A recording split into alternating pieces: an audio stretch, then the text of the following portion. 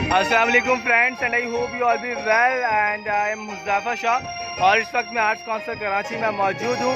आज 3 अक्टूबर है और आज आर्ट्स काउंसिल में ड्रामा लगा हुआ है। बेटी रानी ड्रामे के राइटर डायरेक्टर जाहिद शाह हैं और आप जैसे कि मेरे सामने क्राउड देख रहे हैं, ये क्योंकि ऊपर हॉल में सीटें कम पड़ गई हैं इसलिए क्राउड है। और अगर होती जगह तो आपको क्यों नहीं छोड़ेंगे यार। और ये ड्रामा स्टार्ट हो चुका है। ये हॉल के अंदर की ऑडियंस है। ये आप लोग जहाँ तक देख रहे हैं माशाल्लाह, जहाँ तक नजर जाएगी वहाँ तक।